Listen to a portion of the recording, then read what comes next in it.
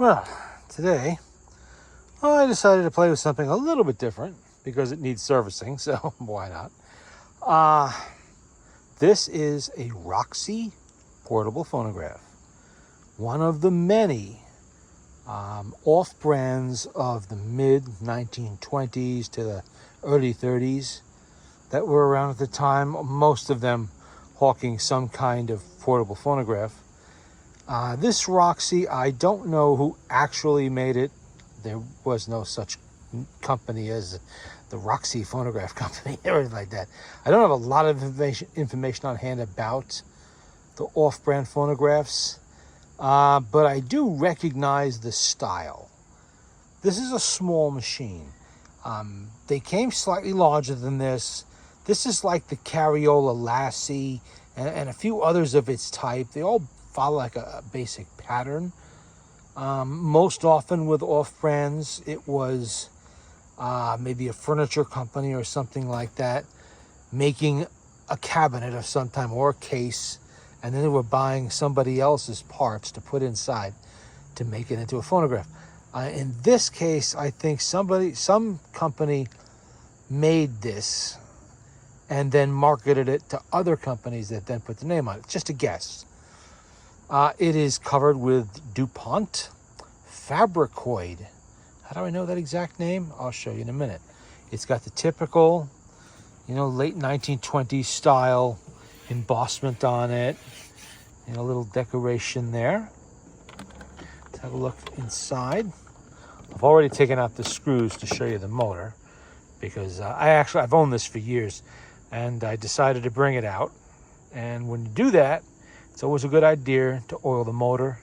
Yeah, it was all oiled when I put it away, but oil doesn't last forever. How do I know it's DuPont Fabricoid? Because it has this. Little sticker somebody put right in there whoever was marketing this put it in there. They must have had a deal with DuPont, whoever made it, to put that sticker there for a little bit of advertising. And maybe they got a few cents off, whatever the cost was of the Fabricoid. In this case, it's red. Red's always a popular color with portable phonographs. Not sure why, but it always is. I know the Roxy was available in other colors because right now there's at least 2 of them online and for sale, or were recently for sale. And they're one of them I think is gold, the other one blue or purple. It's kind of hard to tell because they're not in the best of shape. This machine actually is in pretty good shape. It's one of the reasons why it's still in my collection. I don't do a whole lot with the off-brands. I don't have a whole lot of parts for them, and frankly, a lot of them just really aren't worth fixing. But this one's not too bad a shape. It still has its record holder. It's still intact and in good shape, and look at the little hinges it's got to hold on. There's a few spots I have to touch up the Fabricoid. Back here, it needs to be glued a little bit. I'm going to take care of that in a few minutes. I already took out, there is a stud for the center. It unscrews. I took that out. And let me pick this up now. This is actually a 2-hand job to lift this. So what I'm going to do is I'm going to put the phone down for a minute and lift the motorboard. One screw there still that I missed, of course. That's why we have a screwdriver. Okay. Now let's try that again. Okay.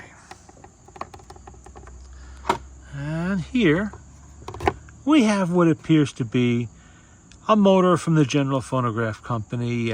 They provided motors for most of the off-brands that Heinemann wasn't provided them for.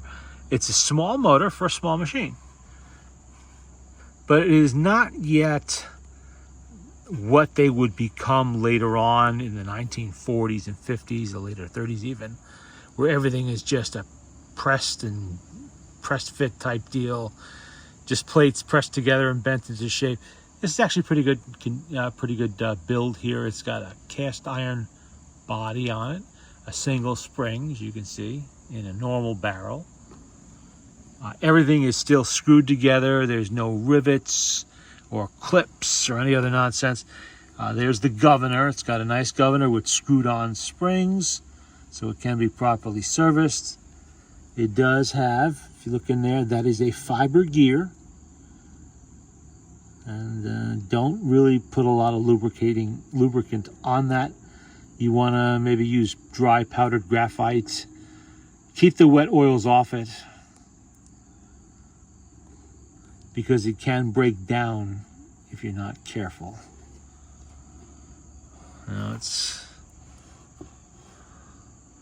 going to get a little bit of oil on it now. Not the fiber gear, the motor. So I can eventually play the machine. The cabinet, as you see, is your basic pine box. That's all. No fancy woods here, no hardwoods, no metal stampings, nothing like that. These were not expensive machines. The Cariola sold when the one they had equivalent to this size. Cariola is a better known brand name of off brands from the same era. Their Cariola Elasti was $15. This probably was the same thing, right around 1927, 1928, somewhere in there. This is your horn. Very simple. The tone arm, you see it over there? The hole for the tone arm, it just exits right out to this little sloped horn opening here. In this case, it does have the chrome-plated grill. I have seen some Roxys where it doesn't have that, and that's probably why they took care to make sure this entire horn opening was done with the Fabricoid. So if it didn't have a grill, all you would see is this. You wouldn't see bare wood or anything like that. There's a little piece of paper there that came out when I was playing with it before. That was actually from when this machine was brand new. Let me see if I can pick it up without ruining it. And put it where we can look at it a little better.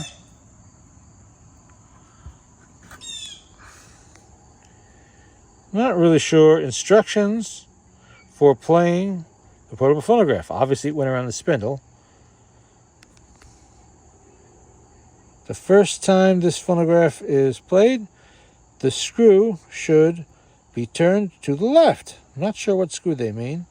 Possibly the speed control. I don't really know why you would turn it to the left. That makes no sense at all, but that's how they did it. Okay, put that back in there and leave it there.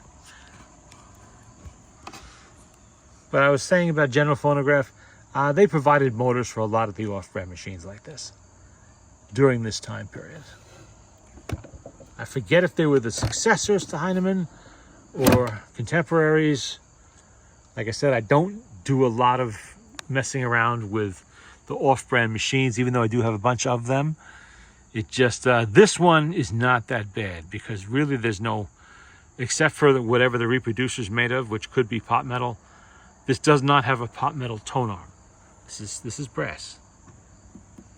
This is brass, so I'm not worried about this all crumbling here and falling apart, and then you're left with a phonograph that's pretty well useless. You know, this has been rebuilt by me years back, and it's still in good shape. Not sure who made it. You know, it's well made though. It's pretty well made, and it's not coming apart, which leads me to believe that this is probably going to be aluminum. It just doesn't seem like pot metal, because there's zero deterioration or swelling, cracking of any kind. That's usually a hallmark of aluminum, not pot metal. And it still has a mica diaphragm on it. And so it's not an orthophonic player. Later on, a lot of these off-brands would morph into the Waters Connollys and all of those. They had an aluminum diaphragm, and they're more of an orthophonic type reproducer on those machines. But with a simplistic horn like this type of reproducer is actually more than this machine needs. More than adequate. No name on it or anything like that, which would make it easy for me to figure out who might have actually manufactured this, but just to give you an idea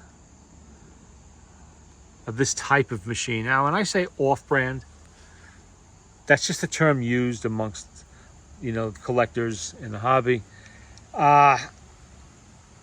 there were something like, I think, 350 or 400 different manufacturers or companies, rather, that put their name on some form of phonograph or gramophone or whatever you want to call it between 1900 and 1930, when the era of the acoustic phonograph was pretty much over.